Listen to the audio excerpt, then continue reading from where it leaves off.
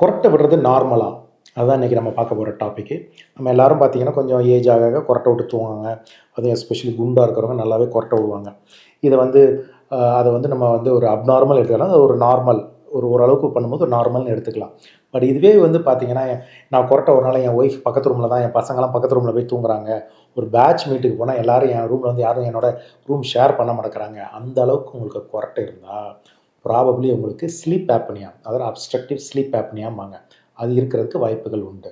நம்ம இதுக்கு முன்னால் வீடியோக்குள்ளே தனியாக அதை பற்றி நம்ம பேசியிருப்போம். பட் அதனால் என்ன, ஜென்ரலாக பார்த்தீங்கன்னா நமக்கு வந்து காற்று வந்து மூக்கு வழியாக அப்பர் ஏரோ டைஜஸ்டிவ் ட்ராக் எடுப்பாங்க. அது வழியாக காற்று உள்ளே போய் லங்ஸ்குள்ளே போய் ஆக்சிஜன் பிளட்டுக்குள்ளே போகும். இதுதான் நார்மல். இப்போ வெயிட் போட போட போட அப்போ அதோட பாதை, அதில் ஃபேட் போடும்போது அந்த காற்று உள்ளே போகிற பாதை சுருங்கிக்கிட்டே போகும். ஸோ அதுவே உங்களுக்கு வந்து மூச்சு விடுறது ஒரு விசிலிங் சவுண்டு மாதிரி ஒரு சவுண்டு வரலாம். இது ஒரு பாட்டு. ரெண்டாவது நம்ம வந்து சொல்லலாம் சாஃப்ட் பேலட் அப்படிம்பாங்க. இப்போ நான் கையை விரல வச்சு அப்படியே நாக்கு உள்ளே மேல் பண்ணி பார்த்தீங்கன்னா முதல்ல போன் வரும், அதுக்கு பின்னால் போக குட்டி நாக்கு வரனா சாஃப்ட் ஆகிடும். அதான் சாஃப்ட் பேலட் அப்படிம்பாங்க. அதனாலையும் சரி, தூங்கும்போது அதெல்லாம் வந்து அப்படியே லூஸ் ஆகி அது வழியாக உங்களுக்கு வந்து காற்று போகும்போது அந்த வைப்ரேஷன்லேயும் இந்த கொரட்டை சவுண்டு வரும். அதேமாதிரி நாக்கு நல்லா வெயிட் போட்டவங்களும் நல்லா திக்காக தடியாகிறனால நாக்கு வந்து பின்னால் விழுந்ததுன்னா காற்று உள்ளே போகாது. ஸோ காற்று உள்ளே போகலைன்னா ஆக்சிஜன் அளவு குறைஞ்சிக்கிட்டே வரும்.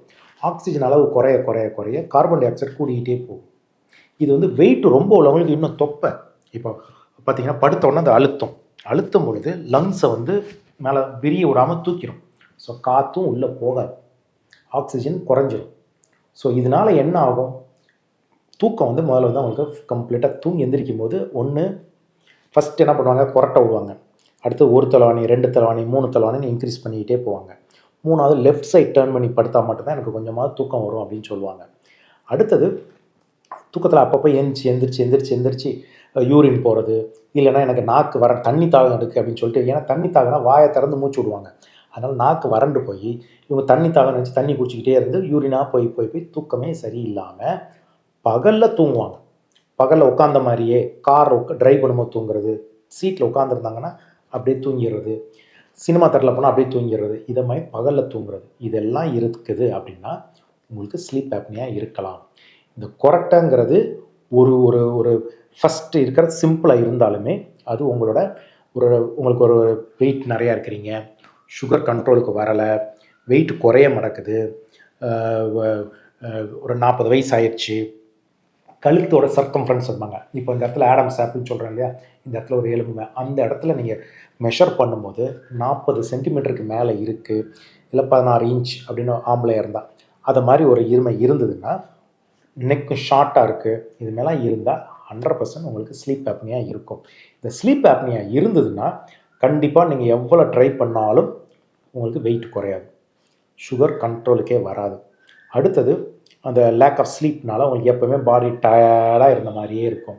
ஏதோ வந்து வந்து ஒரு சைக்காட்ரிக் கம்ப்ளைண்ட் இருந்த மாதிரியே இருக்கும். நிறைய பிரச்சனைகள், அது தவிர மற்ற பிரச்சனைகள், இப்போ சரியாக தூக்கம் வராதனால உங்களுக்கு மென்டல் ஹெல்த்து, எப்போவுமே ஒரு இரிட்டேட்டட் மூடு, இல்லை ஒரு டிப்ரெஷன், இல்லை ஸ்ட்ரெஸ்ஸில் இருக்கிற மாதிரி, இந்த வெயிட் போகிறனால உங்களுக்கு எப்போவுமே ஒரு மூச்சு வாங்கிக்கிட்டு இப்போ ஒரு இருமல் சளி இந்த மாதிரி பிரச்சனைகள் இருந்துக்கிட்டே இருக்கும். பட் ஆனால் வெளியே தெரியுது கொரட்டை விடுவார் அப்படிம்பாங்க. ஸோ அதனால் என்ன பண்ணணும்னா, முதல்ல கொரட்டை விடுறது ஒரு நார்மலாக கூட இருந்தாலும் உங்களுக்கு ஒரு 40 வயசாகி போயிடுச்சு, இல்லை நல்ல வெயிட் இருக்கிறீங்க, ஒபிசிட்டி இருக்கிறீங்க, தொப்பை எஸ்பெஷலி தொப்பை இருக்குது, அடுத்தது சரியாக எனக்கு தூக்கம் வர மாட்டேங்குது, அப்படியே ட்ரீமில் கனவுல தூங்கின மாதிரியே இருக்கிறேன், 1 தலவாணி 2 தலவாணி கூட்டிக்கிட்டே போகிறோம், லெஃப்ட் சைட் டேர்ன் பண்ணி தூங்கினா தான் எனக்கு வருது, தூக்கத்தில் எழுந்துச்சி தண்ணி தாகம் எடுத்து தண்ணி குடிக்கிறேன், இப்போ அப்பப்போ எந்திரிச்சு பெருமூச்சு விடுவேன், அப்புறம் கொஞ்ச நேரம் தூங்குவேன், இல்லை ட்ரெயின்லலாம் போகும்போது நிறைய பேர் என்ன சொல்லுவாங்கன்னா, பார்த்தீங்கன்னா வந்து ரொம்ப நேரத்துக்கு ஸ்லீப் ஆப்னியானா மூச்சை விடாமல் இருக்கிறது, அதே ஒரு சுச்சுவேஷன்லாம் போகுது, இதுமாதிரிலாம் இருக்குதுன்னா அது சீரியஸாக பார்த்து அதுக்கு என்ன ட்ரீட்மெண்ட்டோ, ஜென்ரலாக பார்த்தீங்கன்னா வெயிட்டை குறைக்க சொல்லுவாங்க, லைஃப் ஸ்டைலை மாற்ற சொல்லுவாங்க. அதுமாதிரி நிறைய பேருக்கு வந்து தூக்க மாத்திரை போட்டு இல்லை இதனால் ஆல்கஹால் சாப்பிடுவாங்க. நிறைய பேர் தூக்கம் வரல எனக்கு ஆல்கஹால் அடிச்சு, அது இன்னும் மோசம். ஸ்லீப் ஆப்னியா வித் ஆல்கஹால் ரொம்ப மோசமான ஒரு காம்பினேஷன். ஸோ தூக்கம் வரலன்னு தூக்க மாத்திரை போடுறது அதுமாதிரிலாம் இருந்ததுன்னா, ப்ளஸ் வெயிட்டு சுகர்லாம் இருந்ததுன்னா உங்கள் டாக்டரை பார்த்து ஸ்லீப் ஆப்னியா இருக்கான்னு பார்த்துக்கோங்க. அது ஒரு டெஸ்ட் மாதிரி, அது வீட்டிலே கூட வந்து பண்ணி பார்க்கலாம். இல்லை பாலிசோம்னோகிராஃபியில் வந்து உங்களை லேபில் வந்து தூங்குங்கம்பாங்க, பட் அது இல்லாட்டா வீட்லேயும் அதை பார்த்தாவே நம்ம அது ஒரு சிவியாரிட்டி என்ன டைப்புங்கிறத ஓரளவுக்கு நம்ம கண்டுபிடிச்சிட்டு அதுக்கு ட்ரீட்மெண்ட் இருக்குது. ட்ரீட்மெண்ட்னா முதல்ல வெயிட்டை குறைக்கிறது, இல்லைன்னா பாசிட்டிவ் ப்ரெஷர் வென்டிலேஷன் வாங்க, கொஞ்சம் காற்றை ஃபோர்ஸாக கொடுத்து மிஷின் வச்சு தூங்குற மாதிரி ட்ரையல் பண்ணி பார்க்குறது.